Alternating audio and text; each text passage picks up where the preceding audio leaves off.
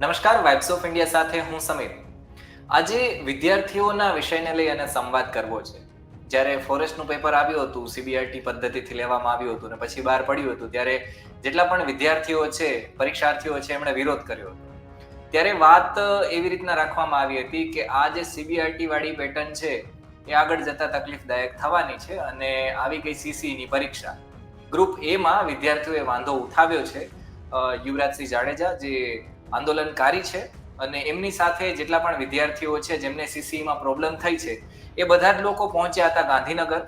ગૌણ સેવા પસંદગી મંડળના જે વડા છે એમને રજૂઆત કરી હતી. પણ વાત કરવી છે વિદ્યાર્થીઓને વાંધા શું છે, અને એટલા માટે જ આપણી સાથે યુવરાજભાઈ જડેજા જોડાયા છે. યુવરાજભાઈ અને પ્રયાગભાઈ, આપનું સ્વાગત છે વાઇબ્સ ઓફ ઇન્ડિયામાં.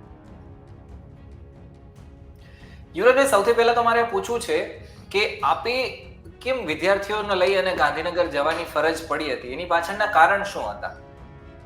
ખાસ કરીને સમીરભાઈ જોવા જઈએ તો વર્તમાન જે પરિસ્થિતિ છે ને એમાં યુવાનો ઉપર અલગ અલગ પ્રકારના એક્સપેરિમેન્ટ કરવામાં આવે છે અને આ એક્સપેરિમેન્ટ જે થાય છે ને એમાં ભોગવવાનું ઉમેદવારો જે છે ને એમને આવે છે. હું તમને અલગ અલગ પદ્ધતિઓમાં તમે જોયું હશે કે ટેટટાટ વાળા ઉમેદવારો આંદોલન કરતા હોય, ફોરેસ્ટ વાળા ઉમેદવાર આંદોલન કરતા હોય, કે પછી આઈસીડી ટૂંકમાં કહી શકાય કે જે કિડની હોસ્પિટલ છે, બરાબર છે, એ કિડની હોસ્પિટલના ઉમેદવારો આંદોલન કરતા હોય, ઉર્જા વિભાગની જે જેટકોની હોય કે પીજીવીસી યુજીવીસીની ભરતી હોય એના ઉમેદવાર આંદોલન કરતા હોય. આવું બન્યું કઈ રીતે? આ બનવાનું એકમાત્ર જે કારણ છે ને એ કારણ એ છે કે વર્તમાન જે સિસ્ટમ છે ને એ સિસ્ટમ ક્યાંક ને ક્યાંક અન્યાય કરી રહી છે. આ સિસ્ટમ સેટ એ રીતે કરવામાં આવે છે કે આ સિસ્ટમ કોઈને નોકરી આપવા નથી માંગતી અને જે કાનૂની દાવપેચ છે, જે નિયમોની જે આટીઘૂટી છે એનો ઉપયોગ એ આમાં કરવામાં આવે છે. હવે હું મુદ્દા ઉપર આવું છું, તમારે જે પ્રશ્ન છે એની ઉપર કે સીસી. હવે આ જે સીસી ની જે પરીક્ષા છે ને એ સીસી ની પરીક્ષા જ્યારે જાહેર થઈ અને અત્યારે જે લેવાની એ સીબીઆરટી પદ્ધતિથી લેવામાં આવી છે, એટલે કે computer base recruitment test. 4 lakh લોકોએ પરીક્ષા આપી, જગ્યા હતી 5554 અને એની પ્રાથમિક કસોટીનું અત્યારે કહી શકાય કે પરિણામ એટલે મેરિટ યાદી, એ મેરિટ યાદી જાહેર કરવામાં આવી છે. હવે વિવાદ ક્યાં પેદા થયો કે નોટિફિકેશનમાં સ્પષ્ટ શબ્દોમાં લખવામાં આવ્યું હતું કે કેટેગરીના 7 ગણા ઉમેદવારોને મુખ્ય પરીક્ષા આપવા માટે બોલાવવામાં આવશે. હવે થયું એવું કે એ લોકોએ સીધા જ જગ્યાના જે જગ્યા છે 5554 એના ગુણ્યા 7 ગણા ઉમેદવારોને બોલાવી લીધા. હવે જો કેટેગરીના 7 ગણા ઉમેદવારને બોલાવે જે જગ્યાઓ છે એમાં, તો એમાં વધારે પડતા ઉમેદવારોને બોલાવવા પડે. જે રીતે જીપીએસસી કાઉન્ટિંગ કરે છે એ પ્રકારે બોલાવવા પડે. પણ આ લોકોને ટૂંકમાં પેપર ચેક ન કરવા પડે અને કહી શકાય કે ઓછા ઉમેદવારોને પાસ કરી અને એમાં જોવા જઈએ ને તો બીજા જે લાયક હોય, હકદાર હોય, એમાં રહી જાય છે. અને જે પીડિત છે એ આ વર્ગ છે કે જે ગૌણ સેવા પસંદગી મંડળ પહોંચ્યો હતો અને રજૂઆત કરવા પહોંચ્યો હતો કે ભાઈ જીપીએસસી પેટર્ન ગુજરાતની બંધારણીય બોડી જે રીતે પરિણામ બનાવે છે એ પ્રકારે તમે શા માટે પરિણામ નથી બનાવતા? શા માટે પોતાના ઘરના ગતકરા પોતાના ઘરના નિયમ બનાવો છો? તમે જીપીએસસી પેટર્નથી પરિણામ બનાવો, એ આ લોકોની રજૂઆત છે. જોવા જઈએ તો અત્યારે ઉમેદવારો નાખુશ એટલા માટે છે કારણ કે તમે પણ જોયું હશે કે આપણા ગુજરાતની અંદર ક્લાર્ક બનવા માટે 165 ઉમેદવાર એવા છે કે જેને 100 માંથી 100 આવ્યા છે. આપણી પાસે 3 ઉમેદવાર એવા છે કે જેને 105 આવ્યા છે. એક ઉમેદવારીને 101 અને 2 ઉમેદવારને 105 આવ્યા છે. હવે 100 માંથી 105 માર્ક આવ્યા અને એમાં સીધું જ હજી પ્રાથમિક કસોટી જે છે એમાં સ્પોર્ટ્સ કોટાના માર્ક ઉમેરી દેવા. અને પ્રાથમિક કસોટી કહેવાય કોને? આજે પહેલી એન્ટ્રન્સ ટેસ્ટ કહેવાય. કોઈ પણ જગ્યાએ પ્રિલિમિનરી પરીક્ષા છે ને એ એન્ટ્રન્સ ટેસ્ટ છે, એટલે કે તમારે પ્રાથમિક પરીક્ષા જસ્ટ ક્વોલિફાઈંગ કરવાની છે. એ તમારો સ્ક્રીનિંગ ટેસ્ટ છે. એમાં ક્યાંય પણ જગ્યાએ કોઈ પણ અનામત હોય અથવા તો બીજા જે કહી શકાય કે અલગ અલગ જે પ્રાવધાનો મળતા હોય એ પ્રાવધાનોનો ઉપયોગ નથી કરવાનો. છતાં પણ આમાં બધું જ એમાં સેટ કરીને મૂકવામાં આવે છે. એટલે ઉમેદવારોને એમાં અન્યાય થયો અને જે અન્યાયથી બાબતમાં લડાઈ અત્યારે ચાલુ છે. પણ મેં કીધું એમ કે અલગ અલગ સિસ્ટમ એવી સેટ કરી દીધી છે કે સિસ્ટમનો ભોગ આજે પણ ઉમેદવાર બની રહ્યો છે.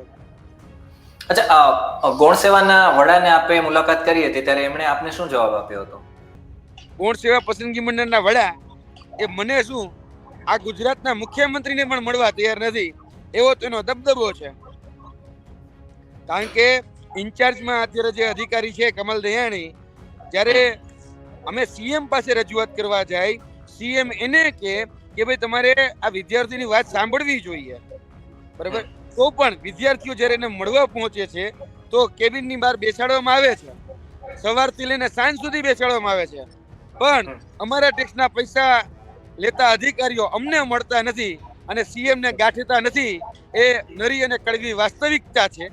અને આ અધિકારી એ છે જે ભૂતકાળમાં અંદર તમે ગુજરાતની અંદર એક આંદોલન જોઈ ચૂક્યા છો 2021માં થયેલું 1/8/18 જે જીઆર બહાર પડ્યો હતો, એને કારણે ગુજરાતમાં આંદોલન થયું હતું. 78 દિવસ જેટલા બહેનોએ સત્યાગ્રહ છાવણીમાં બેસીને આંદોલન કરવું પડ્યું હતું એ જીઆર રદ કરવા માટે. આ એ જ વ્યક્તિ છે કે જેને અત્યારે આ વિવાદિત જે ભરતી પ્રક્રિયા છે સીબીઆરટી એ લાવ્યા અને પોતાની માનીતી કંપનીને એજન્સીને એને કોન્ટ્રાક્ટ આપ્યો. હવે કોઈનું ગાંઠતા નથી, કોઈને સાંભળતા નથી. બરોબર. આપણી સાથે પ્રયાગભાઈ ઉપાધ્યાય પણ જોડાયા છે જે ઉમેદવાર છે, એમની સાથે પણ વાત કરીશું. પ્રયાગભાઈ, તમારી માંગ કઈ કઈ છે સરકારની સામે અથવા તો આ જે સિસ્ટમ છે ગૌણ સેવા પસંદગી મંડળ છે એમની સામે? સૌથી પહેલા તો આજે 19 તારીખના રોજ સીબીઆરટી પદ્ધતિથી જે પરીક્ષા લેવાઈ સીસીની ગ્રુપ એ અને ગ્રુપ બીની કોમન ટેસ્ટ લેવાયો. પ્રાથમિક પરીક્ષાનું જે એ લોકોએ મેરિટ યાદી બહાર પાડી છે, એમાં જે લોકોએ નોટિફિકેશન બહાર પાડી હતી એમાં એવું લખ્યું હતું કે કેટેગરી વાઇઝ 7 ગણા ઉમેદવારોને સમાવવામાં આવશે, જ્યારે આમાં તો એવું કર્યું છે કે જગ્યાના 7 ગણા ઉમેદવારોને સમાવી દીધા છે. એટલે થયું છે એવું કે મેરિટ ખૂબ હાઈ ગયું છે. ગ્રુપ એ નું મેરિટ કહું તો 85 ને અડી ગયું છે અને ગ્રુપ બી નું જે મેરિટ છે મેલનું એ 80 ને અડી ગયું છે. એનો મતલબ એવું કે 80 થી ઉપર જેટલા છે એ પાસ, પેલામાં 85 થી ઉપર પાસ. તો આ મેરિટ હાઈ જવાનું કારણ એક જ છે કે જગ્યાના 7 ગણા ઉમેદવાર એ લોકોએ લીધા છે. તો અમારી પ્રાથમિક માંગ એ જ છે કે આજે આપણી બંધારણીય સંસ્થા જે જીપીએસસી છે જે રીતે મેરિટ બનાવે છે કે જગ્યાના એ કેટેગરી વાઇઝ 7 ગણા લે છે, તો એમાં બધી જ કેટેગરીને લાભ છે. એવું નથી કે ખાલી ઓપનને લાભ છે. એટલે મારા બધા જ ભાઈ બહેન છે એ જેણે જનરલમાં ફોર્મ ભર્યા છે એ જનરલનું જ્યાં મેરિટ અટકે ત્યાં સુધી બધી જ કેટેગરીના ઉમેદવારોને સમાવવામાં આવે અને પછી કેટેગરી વાઇઝ જે કોટા આપેલો છે બંધારણે એ પ્રમાણે એમની સીટો ભરવામાં આવે છે. એટલે શું વધારે ઉમેદવારોને તક મળે. અને જો આ જે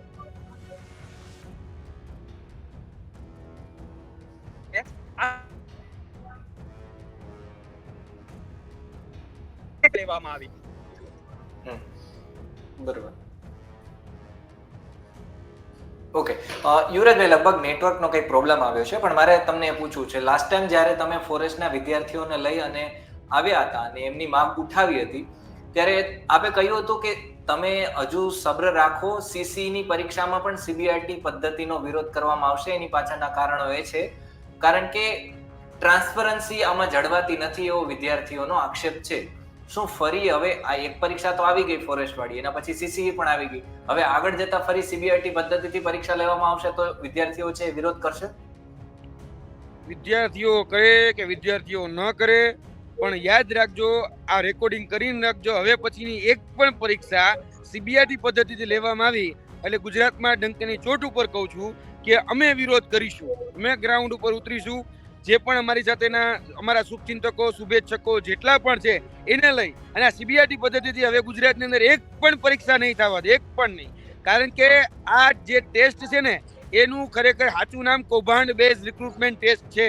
આ સીબીઆરટી પદ્ધતિ જ્યારે રેકમેન્ડ કરવામાં આવી ત્યારે એવું કહેવામાં આવતું હતું કોમ્પ્યુટર બેઝ રિક્રુટમેન્ટ ટેસ્ટ છે, ખૂબ પારદર્શી છે, ખૂબ વિશ્વસનીય છે અને કોઈને પણ અન્યાય નહીં થાય આ પ્રકારની વાતચીત કરવામાં આવી હતી. પરંતુ જે પારદર્શિતાની વાત હોય, અરે સાહેબ સમીરભાઈ, તમને હું શું કહું, પહેલા તો રિઝલ્ટ જાહેર નહોતા કરતા. રિઝલ્ટમાં માર્ક જાહેર ન કરવાના. માર્ક કોને આજે મને મારા માર્ક જાણવાનો અધિકાર નહીં, મારા રો માર્ક કેટલા છે, આફ્ટર નોર્મલાઇઝેશન મારા માર્ક શું થયા એ જાણવાનો અધિકાર નહીં.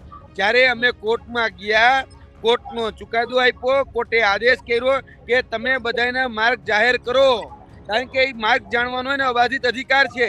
આજે વિદ્યાર્થીને ખબર તો પડવી જોઈએ ને કે આજે એ પરીક્ષામાં એને કેટલા માર્ક આવ્યા, ત્યારે એ લોકોએ માર્ક જાહેર કર્યા. હજી ફોરેસ્ટની તમે જે વાત કરી ને, ફોરેસ્ટમાં તો માર્ક જાહેર થયા જ નથી. અને માર્ક કયા જાહેર થાય છે ખબર છે? Normalise mark. આ નોર્મલાઇઝ છે ને એક એવી ગતકડી સિસ્ટમ છે જેને સમજવી સામાન્ય જનતા માટે ખૂબ અઘરી છે. હું તમને એક સામાન્ય એક્ઝામ્પલ આપીને કહું છું કે અહીંયા આપણે ત્રણ લોકો છીએ તો 3 લોકો પરીક્ષા આપે. ધારો કે સમીરભાઈ તમે પરીક્ષા આપી, તમારે 60 માર્ક આવ્યા, મેં પરીક્ષા આપી અલગ પેપરથી, મારે 50 માર્ક આવ્યા, અને પ્રયાગભાઈ છે તો એને 40 માર્ક આવ્યા. એટલે પ્રયાગભાઈનું પેપર અઘરું હતું અને તમારું ખૂબ સહેલું હતું અને મારું મધ્યમ હતું એવું માની લેવાનું. અને પછી તમારા 60 હોય ને તો એને 50 સુધી લઈ જવાના, અને પ્રયાગભાઈના 40 છે તો એને 50 સુધી લઈ જવાના. એને કહેવાય નોર્મલાઇઝેશન. ગુજરાતીમાં કહું તો એવરેજ, સરાસરી. આ સરાસરી કરવાની. એ રીતે આ સીસીની પરીક્ષા એ 71 શિફ્ટમાં લેવાયેલી પરીક્ષા હતી.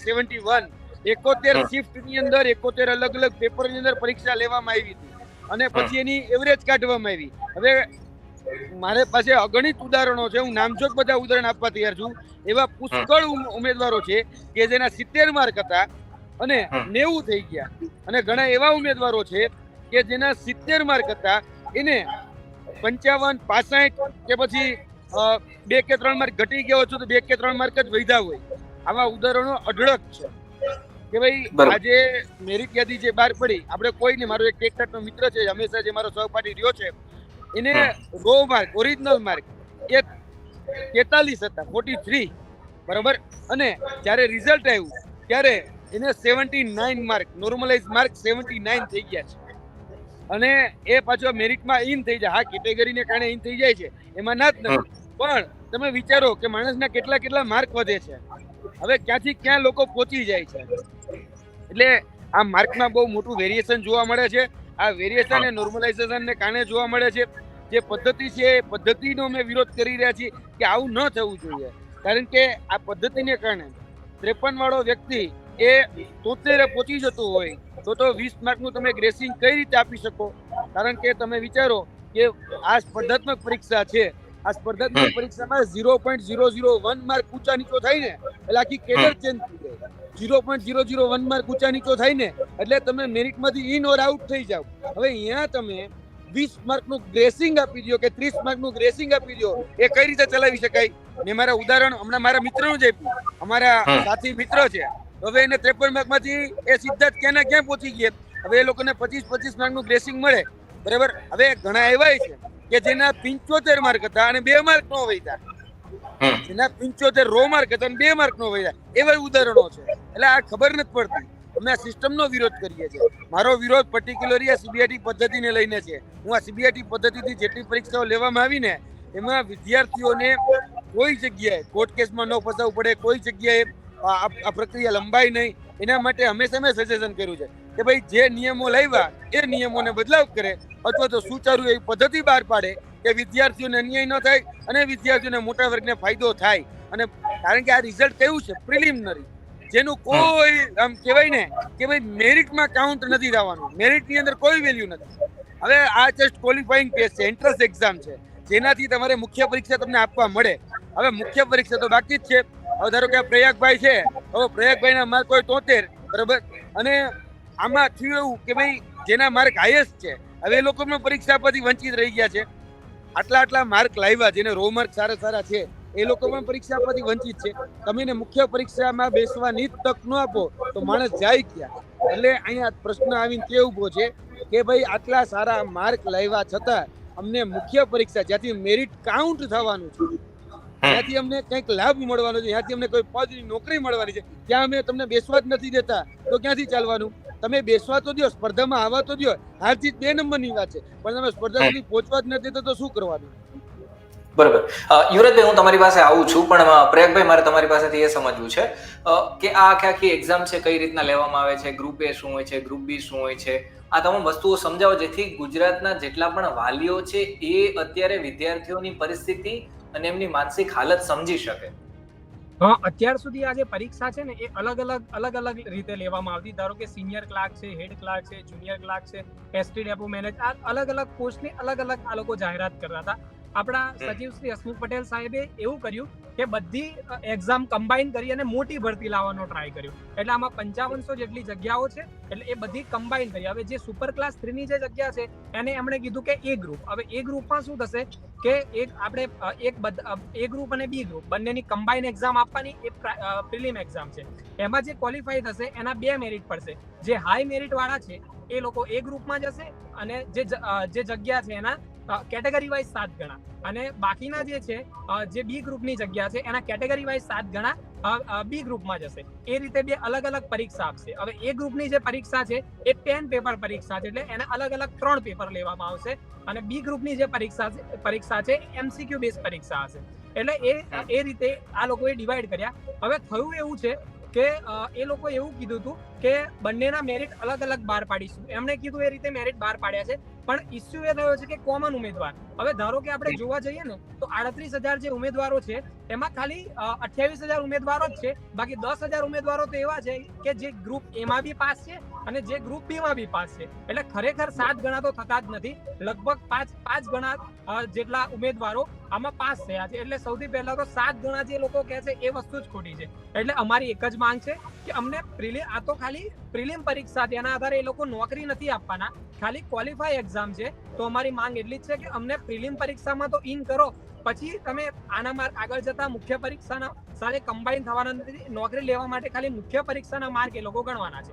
અને અમે ખોટી માંગણી તો કરી નથી રહ્યા. આપણી બંધારણીય સંસ્થા જે જીપીએસસી છે, જે રીતે મેરિટ લિસ્ટ બહાર પડે છે એ રીતે તમે અમને મેરિટ લિસ્ટ આપો, જેથી વધારેમાં વધારે ઉમેદવારો જે છે, બધી કેટેગરીના ઉમેદવારો, એવું નહીં કે ખાલી ઓપન, મારા બધી કેટેગરીના ઉમેદવારોને આમાં લાભ છે. અને વધારેમાં વધારે ઉમેદવારો જે ખરેખર મહેનત કરી રહ્યા છે એમને તક મળશે. અને બીજી વાત એ રહી કે આ જે પરીક્ષા છે બહુ મોટી ભરતી હતી, એટલે ઘણા બધા ઉમેદવારો એવા મેં જોયા કે જેમની ઉંમર હવે શું કહેવાય પતવા આવી છે સ્પર્ધાત્મક પરીક્ષા આપવા માટે. એટલે એવા ઉમેદવારો છે કે જેમની આ છેલ્લી પરીક્ષા છે. એટલે એ જો એમને આ તકથી જ વંચિત કરી લેવામાં આવશે તો હવે ક્યારેય ગવર્મેન્ટ પરીક્ષા આપી શકવાના નથી. અને એમના બી માર્ક 76, 77, 78 એવા માર્ક છે. એટલે મારી એક જ માંગણી છે કે આ જે મેરિટ લિસ્ટ બહાર પાડ્યું છે એ જીપીએસસી ની પેટર્ન પ્રમાણે બહાર પાડવામાં આવે, જેથી વધારે ઉમેદવારોને તક મળે. અને આજ પછીની બધી પરીક્ષા, જેટલી બી પરીક્ષા લેવામાં આવે એમાં સીબીઆરટી પદ્ધતિ, જે લોટરી સિસ્ટમ છે, એ તો નાબૂદ જ કરવામાં આવે. યુવરાજભાઈ, આપને એક સવાલ પૂછવો છે, કારણ કે આપણે કહ્યું કે જે રીતના અમે જઈએ છીએ રજૂઆત કરવા માટે અમને તો મળતા જ નથી. તો પછી હવે આનું સમાધાન શું? તમે રજૂઆત કરશો અને કદાચ કોઈ સાંભળવાળું જ નહીં હોય તો પછી વિદ્યાર્થીઓ હવે પોતાની વાત લઈને ક્યાં જશે? હવે આગળ શું પ્લાનિંગ છે? વિદ્યાર્થીઓ પોતાની વેદના, પોતાની જે પણ વાત છે એ લઈને અત્યાર સુધી ગૌણ સેવા ધક્કા ખાધા છે, એમાં ના નહીં. પણ ભરતી બોર્ડના અધ્યક્ષ ગૌણ સેવામાં નથી બેસતા, ભરતી બોર્ડના સચિવ ગૌણ સેવામાં બેસે છે. ભરતી બોર્ડના અધ્યક્ષ એ સામાન્ય વહીવટ વિભાગમાં જે કહી શકે જે ચેમ્બર છે ત્યાં બેસે છે. હવે સામાન્ય વહીવટ વિભાગની જે ચેમ્બર છે એનો ત્યાં સુધી તો પહોંચવા જ નથી દેતા. અમારા જેવાને તો સચિવાલયના ગેટ સુધી આગળ, ગેટથી આગળ જ નથી જવા દેતા. અને આ જે તકલીફ છે એમાં સામાન્ય વ્યક્તિ જે ખરેખર અત્યારે પીડિત છે, એ પીડિત એ ક્યારેય અધ્યક્ષને તો મળી જ નથી શકવાનું. અધ્યક્ષને મળવા માટે એના ચપ્પલ ઘસાઈ જાય પણ અધ્યક્ષ ન મળે, કારણ કે અધ્યક્ષ એવું વિચારે છે કે ભાઈ હું આઈએસ છું અને મને કોઈ ન મળી શકે. જે એક કહેવાય ને ભાઈ ઘમંડ હોય પોતાના પદનો, પોતાનો હોદ્દાનો, એ આમાં તરત જ ઈગો એ સામે આવી જાય છે. અને જ્યારે ઈગો પછી કોઈની સાથે ટેલિફોનિક ઉપર વાતચીત થાય તો એરોગેન્ટ સ્વભાવ એનો જે હોય સામે આવી જાય કે ભાઈ તું મને શીખવાડીશ, તું કેમ મારે કરવાનું છે, બરાબર? પણ તમે સાંભળો તો ખરી. અથવા તમે સાચા હોય તો તમે નિયમોની એ નામાવલી અમને આપો. કારણ કે જો તમે સાચા હોય અને તમે એમ કહેતા હોય કે જીપીએસસી પેટર્નથી નહીં બને, તો એવું મારે માનવું કે જીપીએસસી ના બધા રિઝલ્ટ ખોટા, તમે ભરતી કરી બધી ખોટી.